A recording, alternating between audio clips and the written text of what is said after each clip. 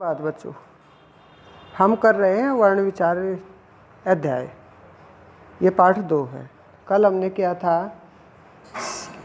व्यंजन द्वित्व किसे कहते हैं और बताया गया था कि जब एक ही व्यंजन का प्रयोग 2 बार होता है तो उसे द्वित्व व्यंजन कहते हैं। और उदाहरण भी दिए गए थे, जैसे लड्डू, पत्ता, बच्चा, दिल्ली इत्यादि। तो हम अगला प्रश्न करेंगे आज, वर्ण संयोग किसे कहते हैं। कौन सा प्रश्न बोला? वर्ण संयोग किसे कहते हैं। जब दो, संयोग का अर्थ होता है मिलना। जब दो भिन्न भिन्न व्यंजनों का मेल होता है तो उसे वर्ण संयोग कहते हैं। उसे क्या कहते हैं? वर्ण संयोग। जैसे रक्त, अच्छा, भक्त आदि, इसमें क और त का संयोग हुआ है रक्त में, और अच्छा में च और छ का संयोग हुआ है। भक्त में भी क और त का संयोग हुआ है, यानी मिले हैं ये। अगला प्रश्न है, वर्ण विच्छेद किसे कहते हैं। विच्छेद का अर्थ होता है तोड़ना। ठीक है। शब्द में आए हुए प्रत्येक वर्ण को अलग अलग करके लिखना वर्ण विच्छेद कहलाता है।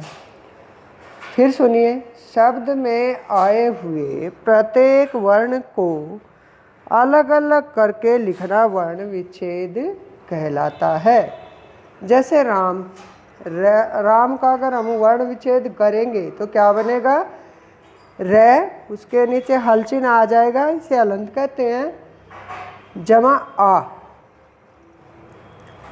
फिर जमा का चिन्ह लगाएंगे, मैं लिखेंगे, मैं को फिर हल चिन्ह लगाएंगे और ए, तो राम, ये बन गया राम। अब प्रश्न 15, संयुक्त व्यंजन कितने हैं? वे किन वर्णों के मेल से बने हैं? संयुक्त व्यंजन 4 होते हैं, अक्ष, त्र, ग और शर। अब पूछा गया कि ये किन वर्णों के मेल से बने हैं, तो अक्ष, क के नीचे हल चिन्ह लगाइए, जमा श, षटकोण वाला श जिसे हम बोलते हैं। त्र बना त और र से। किससे बना है? त और र से। त के नीचे हल चिन्ह लगाइए, जमा र लिखिए। फिर जय, ये बना है जय, जय के नीचे हल चिन्ह लगाइए और यहाँ लिखिए जय, ये जय। श्रय, क्या बोला? श्रय, इसको हम बोलेंगे शय। अगर हमें इसको अलग करेंगे तो कैसे लिखेंगे? शय, शय। कौन सा शय? 21 वाला शय कहते हैं। इसमें हमारे होठ बिल्कुल गोल हो जाते हैं। शय, शय को हल चिन्ह लगाइए, जमा र। प्रश्न 16, अनुनासिक और निर्नुनासिक किसे कहते हैं?